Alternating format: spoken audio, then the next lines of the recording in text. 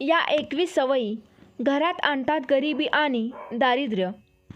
श्री स्वामी समर्थ. मित्रांनो, घरात भरभराट होत नाही तर यामागे 21 कारणे गरिबीची ठरू शकतात. प्रत्येक माणूस आपल्या आयुष्यात पुढे जाण्याचा प्रयत्न करतो. यासाठी तो संपूर्ण मेहनत आणि प्रामाणिकपणे आपले कार्य सुरू ठेवतो. यानंतरही काही लोक आयुष्यभर गरिबीचा सामना करत राहतात. खूप मेहनत करून ते श्रीमंत होण्याचे स्वप्न पाहतात, परंतु त्यांचे हे स्वप्न पूर्ण होत नाही. यामागे अनेक कारणे असतात जी माणसाला समजत नाहीत, कारण ती त्याला माहीतच नसतात. वास्तुशास्त्रानुसार अनेक अशा गोष्टी आहेत ज्यामुळे घरात सतत दरिद्रता राहते आणि माणूस आपल्या नशिबाला दोष देत राहतो. मित्रांनो, आपल्या हिंदू धर्मामध्ये माता लक्ष्मीला धनाची देवी मानले जाते. जर एखाद्या व्यक्तीला आपल्या जीवनात धनप्राप्ती करायची असेल तर त्यासाठी माता लक्ष्मीला प्रसन्न करणे फारच गरजेचे आहे. असे म्हटले जाते की जर कोणी व्यक्ती माता लक्ष्मीला प्रसन्न करण्यात यशस्वी होतो तर त्याला कधीही आर्थिक अडचणींचा सामना करावा लागत नाही आणि त्याला आपल्या प्रत्येक कार्यात अपार यश मिळते. पण अनेकदा असे पाहिले गेले आहे की व्यक्तीला आपल्या आयुष्यात आर्थिक तंगीचा सामना करावा लागतो. यामागील मुख्य कारण म्हणजे आपल्याच सवयी. खरं तर आपल्या वाईट सवयींमुळे माता लक्ष्मी नाराज होतात आणि यामुळे आपल्याला गरिबीचा सामना करावा लागतो. जर तुम्ही तुमच्या या सवयी सुधारल्या तर तुमच्या आयुष्यात सर्व काही चांगले होऊ लागेल आणि तुमच्या जीवनात धनप्राप्ती सुरू होईल. जर तुम्ही तुमच्या या सवयी सुधारल्या तर माता लक्ष्मी तुमच्यावर प्रसन्न होतील. आज आम्ही तुम्हाला या व्हिडिओद्वारे अशा 23 महत्त्वाच्या गोष्टी सांगणार आहोत ज्यामुळे तुम्हाला तुमच्या जीवनात गरिबीचा सामना करावा लागतो. चला तर जाणून घेऊया घरात गरिबी येण्याची मुख्य कारणे कोणती आहेत. व्हिडिओमध्ये पुढे जाण्याआधी जर तुम्हालाही माता लक्ष्मीचा आशीर्वाद हवा असेल तर व्हिडिओला एक लाईक करा आणि चॅनलवर जर नवीन असाल तर चॅनलला सबस्क्राईब करा. तसेच कमेंट बॉक्समध्ये जय लक्ष्मी माता नक्की लिहा. नंबर 1. अंघोळ करण्याच्या ठिकाणी लघुशंका करणे. जर मित्रांनो तुम्हीही जाणते अजाणतेपणे अंघोळीच्या ठिकाणी लघुशंका करता तर हे तुमच्या घरात गरिबी येण्याचे कारण ठरू शकते. नंबर 2. दातांनी नखे कुरतडणे. जे लोक दातांनी नखे कुरतडतात ते नेहमीच गरिबीच्या अंधकारात जगतात.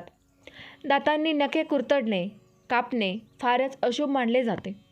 असे केल्याने धनहानी होते आणि व्यापारात प्रगतीचे मार्ग हळूहळू बंद होतात. नखे नेहमी योग्य यंत्रानेच कापावीत आणि शुक्रवारचा दिवस नखे कापण्यासाठी शुभ मानला जातो. नंबर 3. तुटलेल्या चपला घरात ठेवणे.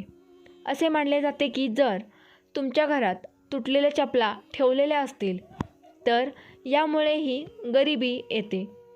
त्यामुळे घरात तुटलेल्या चपला ठेवू नयेत. जर चपला घरात असतील तर त्यांना घराबाहेर टाकावे. असे न केल्यास लक्ष्मी नाराज होतात आणि घरात गरिबी येते. नंबर 4. स्मशानभूमीत मोठ्याने हसणे. जर कोणी व्यक्ती स्मशानभूमीत मोठ्याने हसतो तर ते 100 पापांच्या बरोबरीचे मानले जाते. असे मानले जाते की स्मशानभूमीत हसल्याने त्या व्यक्तीच्या कुटुंबाचा अपमान होतो. ज्यांचे कुटुंब दुःखात बुडालेले असते अशा ठिकाणी मोठ्याने हसल्यामुळे व्यक्तीला दरिद्रता आणि गरिबी घेरते. नंबर 5. झाडाखाली लघुशंका करणे.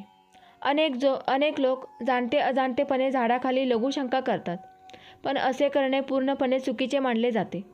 विशेषतः पिंपळ, वड, नीम आणि अशोक यांसारख्या झाडांखाली मलमूत्र त्याग करणे किंवा अस्वच्छता पसरवणे अजिबात योग्य नाही. असे म्हटले जाते की या झाडांमध्ये सकारात्मक ऊर्जेचा वास असतो. तिथे अस्वच्छता केल्याने केवळ पर्यावरणाचे नुकसान होत नाही, तर यामुळे व्यक्तीच्या आर्थिक स्थितीवरही वाईट परिणाम होतो. अशी मान्यता आहे की यामुळे व्यक्ती हळूहळू गरिबीच्या जाळ्यात अडकतो.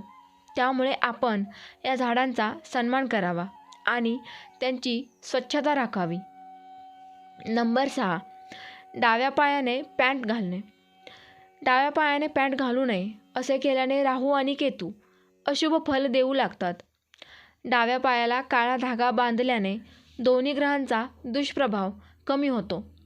डाव्या पायाने पॅन्ट घातल्याने घरात दरिद्रता येण्याची शक्यता असते. नंबर 7.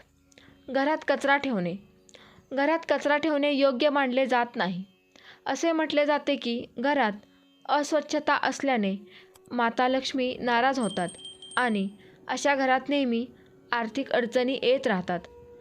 जर घरात कचऱ्याचा ढीग असेल तर तो फक्त वातावरणच खराब करत नाही, तर गरिबी आणि नकारात्मक ऊर्जा देखील आकर्षित करतो. त्यामुळे घर नेहमी स्वच्छ ठेवावे. विशेषतः सकाळच्या वेळी झाडू लावणे खूप शुभ मानले जाते. हे केवळ स्वच्छतेसाठी चांगले नसून घरात सुख, समृद्धी आणि सकारात्मक ऊर्जा देखील आणते. नंबर 8. स्वयंपाकघराच्या जवळ लघुशंका करणे. मित्रांनो, स्वयंपाकघर हे अत्यंत पवित्र स्थान मानले जाते. त्यामुळे त्याच्याजवळ लघुशंका करू नये. असे मानले जाते की यामुळे घरात गरिबी येते. म्हणूनच स्वयंपाकघराच्या जवळ शौचालय बनवू नये असे सांगितले जाते. लघुशंका दूर करण्यासाठी वेगळ्या जागेची व्यवस्था करावी, जेणेकरून घरात गरिबी येण्याची शक्यता कमी होईल. नंबर 9.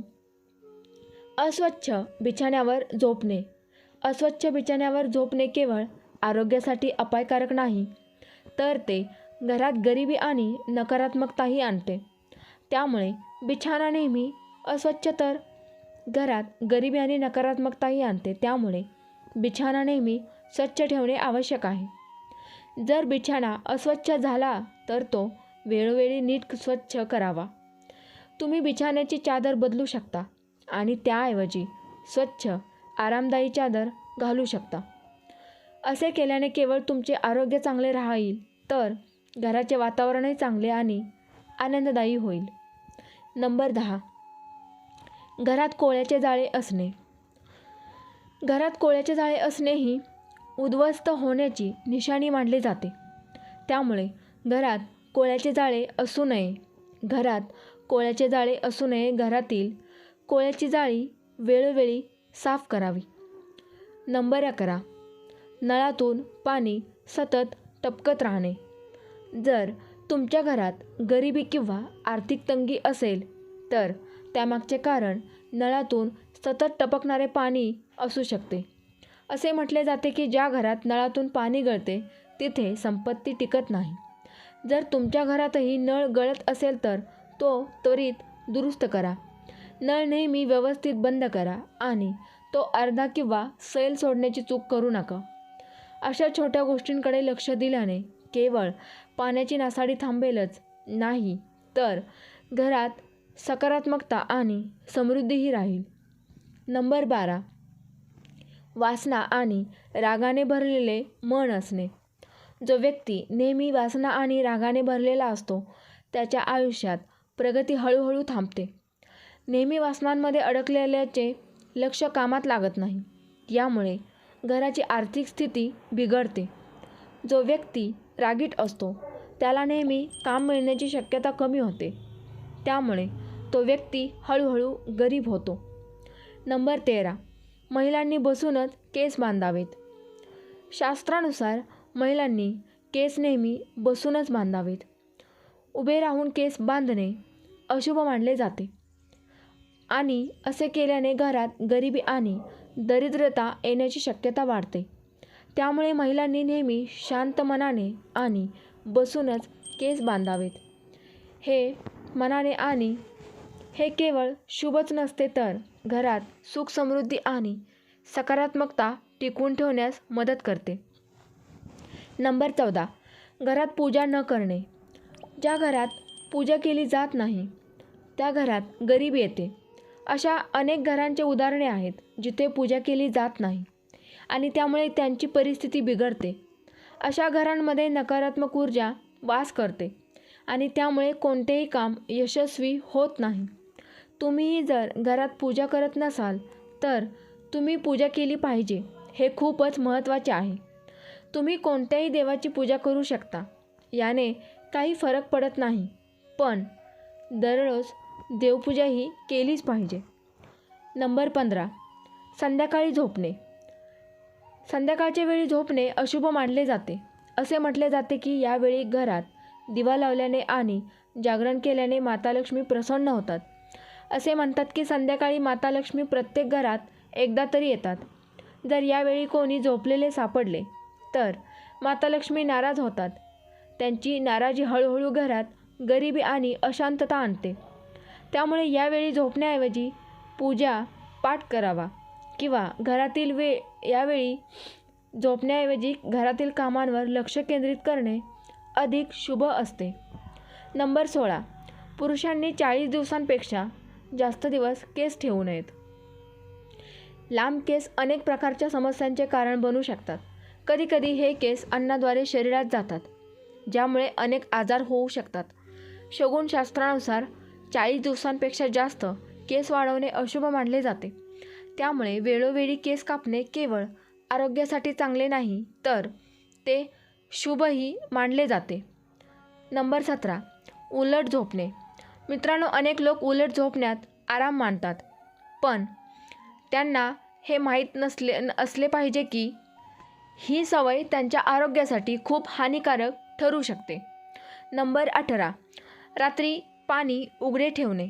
मित्रांनो, रात्रीच्या वेळी पिण्यासाठीचे पाणी उघडे ठेवणे योग्य नाही.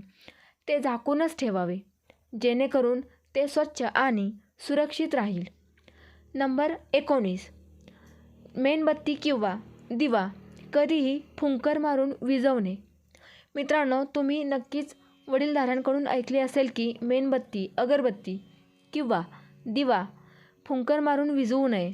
असे करणे अशुभ मानले जाते. नंबर 20. रात्री झाडू लावणे. मित्रांनो, रात्रीच्या वेळी किंवा तिन्ही सांजेच्या वेळी झाडू लावणे अनुचित मानले जाते. असे केल्याने घरातील समृद्धी आणि सुख शांती नष्ट होते. नंबर 21. लसूण कांद्याची साल जाळणे. मित्रांनो, काही महिला लसूण आणि कांद्याच्या साली चुलीमध्ये जाळून नष्ट करतात, पण असे करणे योग्य नाही. यामुळे देखील घरात अन्नाची बरकत कमी होते आणि घरात हळूहळू गरिबी आणि दारिद्र्य येते. श्री स्वामी समर्थ. जय जय स्वामी समर्थ. ही माहिती आपल्याला आवडल्यास व्हिडिओला लाईक करा, शेअर करा. चॅनलवर नवीन असाल तर चॅनलला सबस्क्राईब करा. धन्यवाद.